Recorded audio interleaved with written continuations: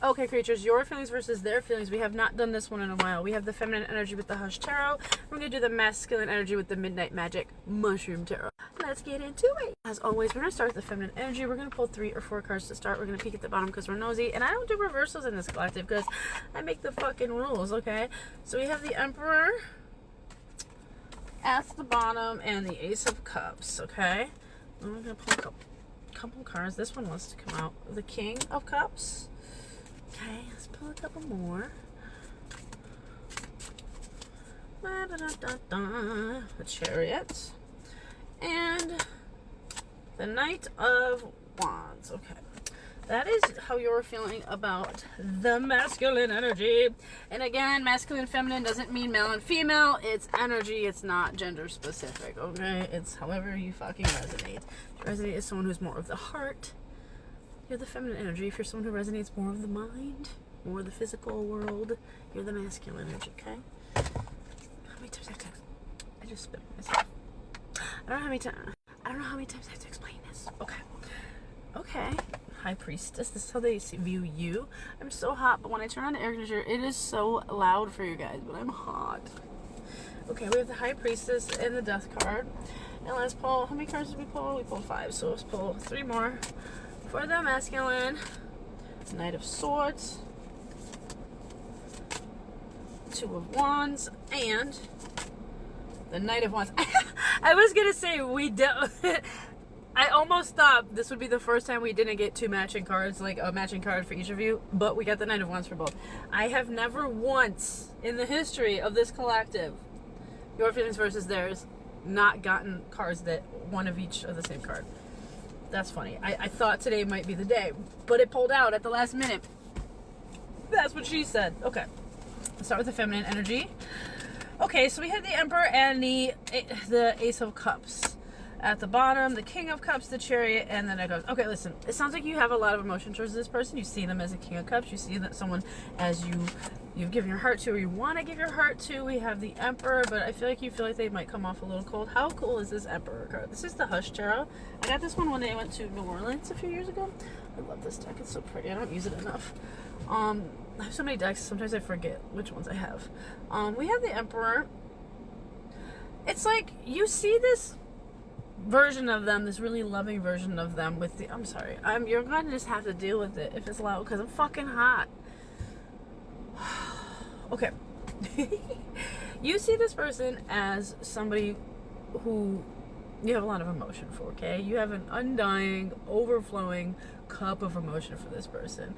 And this is someone who's very emotional. This person is someone who has a big heart, okay? But with the Emperor, they might not be the best at showing it. You might view them as someone who's a little rigid, a little stiff, a little all about the rules, a little bit, very, very masculine energy who kind of never really loosens up, okay?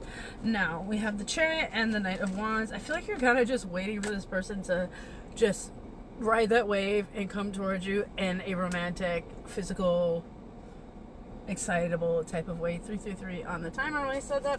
Okay, now let's get over to this side. Now we have the Death card, the High Priestess, the Knight of Swords, 2 of Wands, Knight of Wands. Okay, with the Death card and the High Priestess, I feel like this person is definitely going through some sort of like ego death. I really hate that term. I really even hate using the word ego at all when it comes to doing tarot readings, but it's kind of just an easier way to explain what I'm getting at. They're going through an ego death. They're going through this death of the physical self and the mind, where they're kind of coming into more of a spiritual version of themselves. They're coming more into their intuition. They're coming more into their wisdom. They're learning more through suffering, alchemizing pain into power type energy. This is a very they see you as the High Priestess as well. They see you as someone who's very, very intuitive. They see you as someone who's very spiritual. They see you as a guide, okay? And you're kind of teaching them how to be that way with the Knight of Swords here. It feels like they're kind of learning from you. They're taking after you. This person has learned so much from you in such a short period of time. They really enjoy your intellect. They feel you're somewhere very quick, you're somewhere very witty, and you just have this wisdom. You have like this esoteric wisdom about you that they find really appealing, and you're helping them kind of along with their journey. You've been kind of a guide for them, and they really appreciate that. Now we have the 2 of Wands and the Knight of Wands. It's really interesting. Okay, so for you, you're seeing the energy as you want. This is what you want. This is what you're kind of trying to manifest here, is the Knight of Wands and the Chariot. Like, the Knight of Wands is that powerful, flirtatious, physically attracted energy, kind of magnetic energy coming forth, right? I gotta be careful with my words because my shit has been getting flagged all the time because I don't know, I behave now and they still flag my videos every time. It's so frustrating. But we have the Chariot and the Knight of Wands. Like, you are waiting for them to kind of hurry up. You're like, hurry up, I know you got it in you, hurry up. And then they, with the Knight of Wands energy, which is the same energy, obviously, but it's the Two of Wands, which is the hesitation. So you're like, hurry it up, and like, I can't hurry it up. I'm not ready. Let's get one or two more for each of you. We have a few minutes left. Why not? We have the Six of Swords. Hold on. I suck at Roman numerals. It's a memory issue. I knew I was fucking wrong. It's the Nine of Swords. We have the Knight of Swords and the Page of Swords. I feel like you think that if this doesn't move quickly enough, if they don't come in and tell you how they feel about you, if you're not constantly keeping an eye on things and checking things, that they're gonna run away or you're gonna lose their interest. Okay, I feel like you get some anxiety when it comes to that. Okay, you're like, hurry up already. It's funny because now the Three of Wands, you're like, just move it into action. You are just waiting for them to move this into action. You're just kind of like, okay, time's running out. Yeah, the Hangman, right? You're like, I'm not gonna hang here all day. Okay, eventually we're gonna go. Okay, and then we have let's get two more cards. Three more cards. What did I do? Three more cards. Justice. King of Cups. Now we have two matching cards and the Ace of Wands. I think this person is a very methodical person. This is a very pragmatic person with that Emperor. This is someone who really, really does not move too quickly. But I would not mistake that for them having a lack of emotion or physical attraction towards you. The Ace of Wands, I mean, I can't say what I want to say, but I mean, the imagery, it's a very physical card. It's a very phallic card, okay?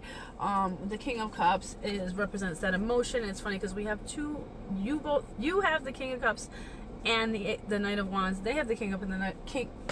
You both have the King of Cups and the Knight of Wands. I'm sorry, I get tongue-tied sometimes. Y'all just have that effect on me. Listen, the feelings are mutual, okay? There's a lot of mutual love here. There's a lot of emotion, and there's a lot of physical attraction. I think this person is a bit more hesitant. This person keeps it a lot more under wraps. I think they're having a hard time keeping it under wraps. This is someone who does not move quickly. They're not a quick mover. As fast as you want them to move, you can't rush them into what you want. If someone's not like ready, they're not ready. Okay, it feels like this the theme the last few readings is that you can't rush these things. Okay. Right, the King of Pentacles and the Lovers. The King of Pentacles is a very steady, grounded, slow-moving, methodical energy. Like I just said, this is the perfect card to come out with the Lovers. Right? It's like, it's not that they're not choosing you. They're choosing. They're choosing to take their time. They're choosing to take things step by step and be more strategic. I think this person is terrified. We have the Hangman. We have and the Three of Wands. We have like 4 matching cards. The Hangman, the Three of Wands. This person knows that you are kind of just hanging around waiting. It's interesting because I feel like you guys read each other really well. I feel like most tarot readings, you're just being reminded of things that you already know, or we're just kind of solidifying things that you already think or feel. You both know exactly what's up, okay? You feel like you're ready. They feel like they're not. You want them to hurry up. They're slow as hell when it comes to moving forward. You both have a lot of emotion, lots of physical attraction. They're on the cusp, okay? They're on the cusp. They're trying here. Oh, now I have so many cards here. Let's get one more card for you. 5 of Wands. If the 5 of Wands, though, you're like, I'm not going to wait around for you ever. There is a Tower coming. There's a limit. Excuse me. There's a limit to how long I'll wait. And that's totally understandable. You're like, I got other dogs barking up my tree, okay? Yeah. Okay. I love you. That's it. Bye.